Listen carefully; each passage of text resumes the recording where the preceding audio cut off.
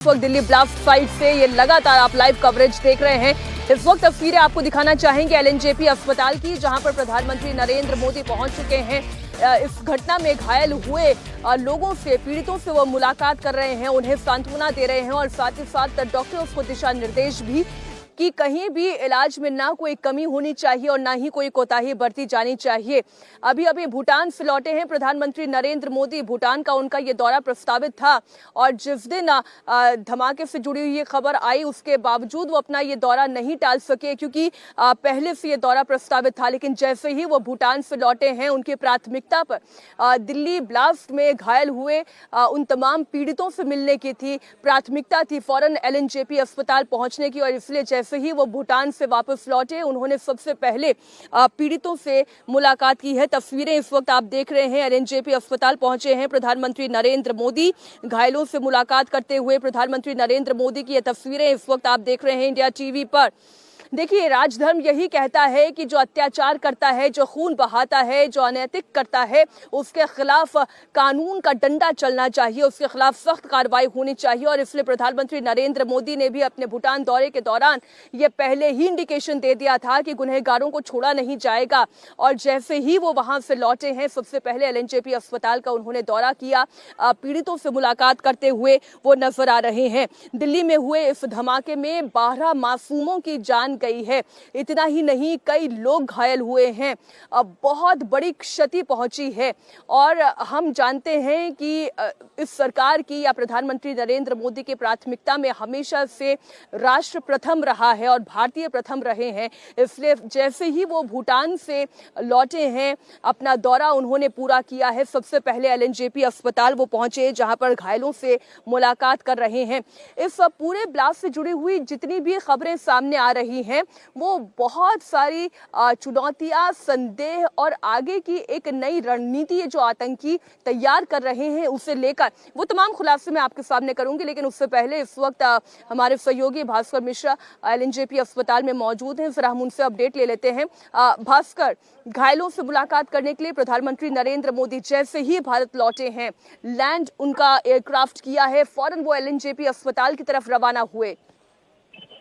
बिल्कुल, देखिए, पहले से ही अधिकारियों को ये सूचना दे दी गई थी कि पीएम सीधे एलएनजेपी हॉस्पिटल जाएंगे। दिल्ली में जो ब्लास्ट हुआ था उसमें जो लोग घायल हुए थे उनसे मुलाकात करेंगे। एसपीजी की टीम पीएम के यहाँ पहुंचने से पहले ही पहुंच गई थी। सारे जो बड़े डॉक्टर, सीनियर डॉक्टर्स थे, वो लोग ऑलरेडी यहाँ पे हॉस्पिटल में मौजूद थे। सरकार को इंटीमेट कर दिया गया था, दिल्ली सरकार को। दिल्ली सरकार की तरफ से कोई भी मंत्री या सीएम नहीं थे, सिर्फ सीएम यहाँ पे पहुंचे।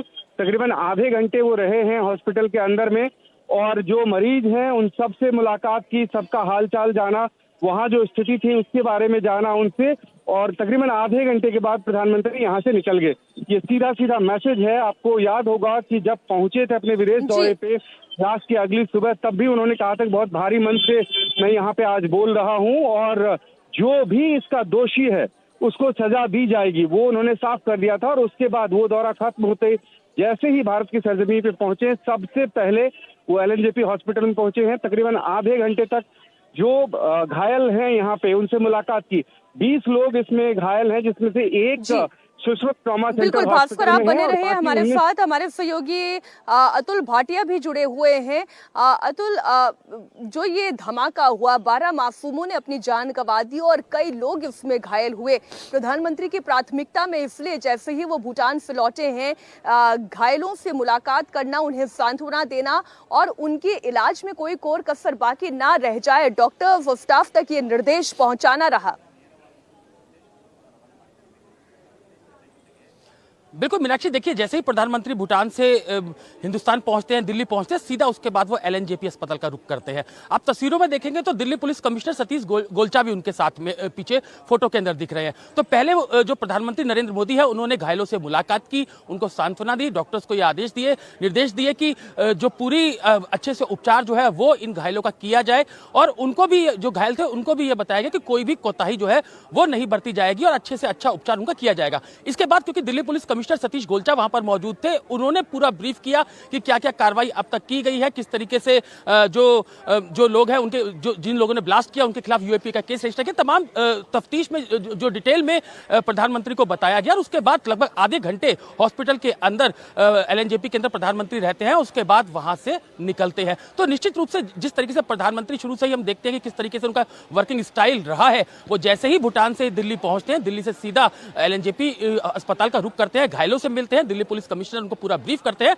और उसके बाद वो यहां से जो है वो निकल जाते हैं। तो अब क्योंकि कई अहम मीटिंग्स उन्होंने जो है वो करनी है, जिसमें गृह मंत्री से भी उनकी मुलाकात होगी, तो तमाम चीजें हैं। प्रधानमंत्री आते ही अब एक्शन मोड में दिल्ली आते ही दिखने लगे हैं। जी मीनाक्षी। बिल्कुल अतुल, आप बने रहे हमारे साथ। हमारे सहयोगी भास्कर भी जुड़े हुए हैं। भास्कर, मैं ये जो तस्वीरें देख रही हूँ, एक एक पीड़ित से, एक एक घायल से, किसी के सिर पर हाथ रखकर, किसी के बेड की तरफ आगे झुककर वो एक एक पीड़ित व्यक्ति से बात करते हुए, उनका हालचाल जानते हुए दिखाई दे रहे हैं। और आप बता रहे हैं कि 12 मासूमों ने तो अपनी जान गंवाई, लेकिन जो घायल भी हुए हैं, बहुत से ऐसे पीड़ित हैं जिन्हें उपचार की जरूरत है। क्रिटिकल मरीज भी हैं, क्रिटिकल पीड़ित भी हैं जो एलएनजेपी अस्पताल में इलाज पा रहे हैं इस वक्त। बिल्कुल, देखिए तकरीबन 19 लोग घायल हैं जो इस वक्त अभी यहाँ पे एलएनजेपी हॉस्पिटल में हैं और एक सुश्रुत ट्रॉमा सेंटर हॉस्पिटल में है।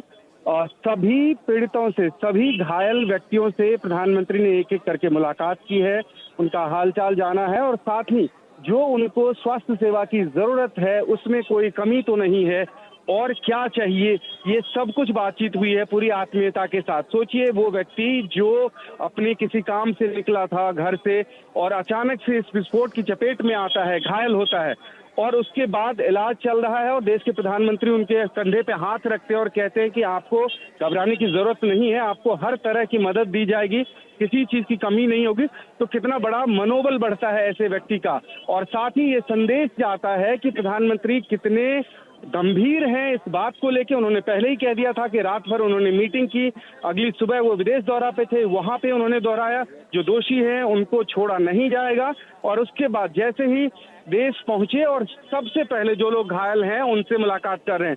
तो ये ऐसे व्यक्तियों के लिए जो परेशान है, जो घायल हुए, जिनको चोट लगी है, ऐसे लोगों के पास अगर प्रधानमंत्री खुद पहुंचते हैं, हालचाल जानते हैं, इलाज में अगर किसी चीज की जरूरत है वो कहते हैं उनसे, तो ये उनके लिए बहुत बड़ी सांत्वना वाली बात होती है कि देश का प्रधानमंत्री उनके साथ खड़ा है। तो ऐसे मौके पे जब वो लोग टूटे हुए हैं, जो वो लोग जो कि इस घायल के बाद में विचलित से थे, उनको एक सांत्वना मिलेगी कि प्रधानमंत्री भी हमारे साथ हैं और ये प्रतिबद्धता अपनी दोहराई है प्रधानमंत्री जी ने। सही शब्द आपने कहा, विचलित थे, एक तरीके का डर हो सकता है भास्कर इनके मन में होगा अपनी सेहत को लेकर, अपने परिवार को लेकर। हो सकता है 19 लोगों में से वो लोग भी हों पीड़ित में जो अपने घर वालों के खैर ख्वाह खुद हों, जो उनका भरण पोषण करने के लिए अकेले ये जिम्मेदारी उठा रहे हो। आप देखें, अगर वहां पर एक सांत्वना मिलती है और डायरेक्टली प्रधानमंत्री से सांत्वना मिलती है तो एक राहत के साथ जरूर ये तमाम पीड़ित इस वक्त ले रहे होंगे, क्योंकि बड़ी आत्मीयता अतुल इस मुलाकात में और इस तस्वीर में दिखाई दे रही है। एक एक पीड़ित से उनके बेड पर जाकर, किसी के सिर पर हाथ रखकर, किसी के कंधे पर हाथ रखकर वो उनका दुख साझा करने की कोशिश करते हुए प्रधानमंत्री नरेंद्र मोदी दिखाई दे रहे हैं। देखो मीनाक्षी, देखिए जैसे ही प्रधानमंत्री घायलों से मिले तो एक एक करके जो भी घायल थे एक एक के बेड पर वो गए, सबसे सबको मिले, उनसे उनका नाम पूछा, हालचाल पूछा, किसी के कंधे पे हाथ रखा, किसी के सर पर हाथ रखा, तो उनको एक विश्वास दिलाया कि सरकार जो है वो पूरे उनके साथ खड़ी है, किसी तरीके से घबराने की उनको जरूरत नहीं है, अच्छा ट्रीटमेंट उनको यहाँ पर मिलेगा और वो जल्द ही स्वस्थ होंगे। ऐसा प्रधानमंत्री ने जितने भी लोग घायल थे जिनसे मिले उनको ये बोला, उनसे ये बात की। तो प्रधानमंत्री जिससे भी मिलते हैं, जिससे बात करते हैं, बड़े मन से करते हैं, आत्मीयता से बात करते हैं। और वैसा ही जो घायल लोग थे उनसे मिलने के बाद प्रधानमंत्री ने उनको सांत्वना दी, उनको ये बोला कि एक जानकारी मैं आपसे चाहती हूँ, आपने अपने पिछले बयान में ये बताया कि जब प्रधानमंत्री नरेंद्र मोदी थे तो उनके साथ सतीश गोलचा दिल्ली सीपी भी दिखाई दे रहे थे। तो निश्चित ही जो अस्पताल के अधिकारी हों चाहे दिल्ली पुलिस के अधिकारी हों उन तक भी कोई दिशा निर्देश जरूर पहुंचाए गए होंगे। तो अस्पताल के अधिकारियों से और डॉक्टर्स से उनकी क्या बातचीत हुई, क्या आपके सोर्सेस इस पर कुछ जानकारी दे पा रहे हैं? देखिए बिल्कुल, क्योंकि दिल्ली पुलिस और एलएनजेपी अस्पताल प्रशासन को ये पहले ही पता लग गया था कि प्रधानमंत्री वहां पर पहुंचने वाले हैं, उनको बता दिया गया था। तो जो दिल्ली पुलिस कमिश्नर सतीश गोलचा वो प्रधानमंत्री के पहुंचने से आधे घंटे पहले ही एलएनजेपी अस्पताल पहुंच गए थे। प्रधानमंत्री सबसे पहले घायलों से मिले, उनसे मुलाकात की, सबको सांत्वना दी और उसके बाद दिल्ली पुलिस कमिश्नर से पूरा जो ये इंसिडेंट हुआ, क्या क्या कार्रवाई पुलिस कर रही है, वो तमाम जानकारी दिल्ली पुलिस कमिश्नर सतीश गोलचा से ली। तो सतीश गोलचा जो दिल्ली पुलिस कमिश्नर, उन्होंने तमाम जितना भी अब तक इस पूरा टेरर मॉड्यूल है उसके ऊपर काम किया गया है, वो तमाम डिटेल्स दी, कैसे एजेंसियां काम कर रही हैं, ये प्रधानमंत्री को बताया। तो करीबन 10 से 12 मिनट प्रधानमंत्री ने जो है वो जो दिल्ली पुलिस कमिश्नर सतीश गोलचा उनसे भी वहां पर बात की, उन्होंने पूरा ब्रीफ किया और उसके बाद प्रधानमंत्री पहले घायलों से मिलते हैं, फिर दिल्ली पुलिस कमिश्नर से बात करते हैं और उसके बाद जो है वो अपने आवास के लिए रवाना होते हैं। तो लगभग आधे घंटे प्रधानमंत्री वहां पर रहे। सबसे पहले वो घायलों से मिलते हैं, सबको एक एक घायल के वो बेड पर गए, उनसे मुलाकात की, उनसे काफी देर बात करी और उसके बाद जो है वो दिल्ली पुलिस कमिश्नर ने पूरा उनको ब्रीफिंग दी। तो अब प्रधानमंत्री जो है वो अपने आवास, सरकारी आवास के लिए निकल चुके हैं, प्रधानमंत्री आवास के लिए निकल चुके हैं। तो अब क्योंकि प्रधानमंत्री भूटान से जब आते हैं, दिल्ली लैंड करते हैं, तो उसके बाद सीधा एलएनजेपी अस्पताल पहुंच जाते हैं घायलों से मिलने के लिए। तो ये कहीं ना कहीं दिखाता है प्रधानमंत्री की जो वर्किंग स्टाइल है, कैसे वो काम करते हैं। वो वहां पर जब भूटान में थे तब भी वो काफी इस बात की लगातार चिंता कर रहे थे कि जैसे दिल्ली के अंदर ब्लास्ट हुआ है, इतने 12 लोगों की उसमें डेथ हुई है, तो कहीं ना कहीं प्रधानमंत्री सीधा उतरते हैं, भूटान से आते हैं और सीधा एलएनजेपी अस्पताल पहुंचते हैं। जी मीनाक्षी। देखिए, पॉलिटिकल छीटाकशी में उनके विरोधी प्रधानमंत्री नरेंद्र मोदी पर यह आरोप जरूर लगा सकते हैं कि जब देश में इतनी बड़ी घटना हो गई है, जब ब्लास्ट हो गया है, तो प्रधानमंत्री अपने भूटान के दौरे पर कैसे जा सकते हैं। लेकिन जब कोई देश का सर्वोच्च पद और उसकी जिम्मेदारियां निभा रहा होता है और उनके पहले से कुछ अगर प्रस्तावित कार्यक्रम होते हैं और खासतौर पर अगर वो विदेशी कार्यक्रम होते हैं, तो उनको टाल देना कोई आसान कार्य नहीं होता है। और इसलिए प्रधानमंत्री नरेंद्र मोदी को अपने भूटान दौरे पर जाना पड़ा और इस दौरान, चाहे वो दौरा करने से पहले हो, दौरे के दौरान हो, वो लगातार इस पूरी घटना का जिक्र करते रहे। उन्होंने ये भी कहा कि भारी मन से उन्हें ये कहना पड़ रहा है और साथ ही उन्होंने ये भी कहा कि दोषियों को भी बख्शा नहीं जाएगा, कड़ी सजा मिलेगी। आपको याद होगा कि जब पहलगाम में भी आतंकी हमला हुआ था, उसके बाद ऑपरेशन सिंदूर हुआ था और ये भी कहा गया था कि ये ऑपरेशन अब भी जारी है। तो जिन जिन आतंकी संगठनों का इसमें हाथ लिप्त पाया जाता है, तो उनके खिलाफ तो कार्रवाई होगी, ये तो तय मानकर चलिए।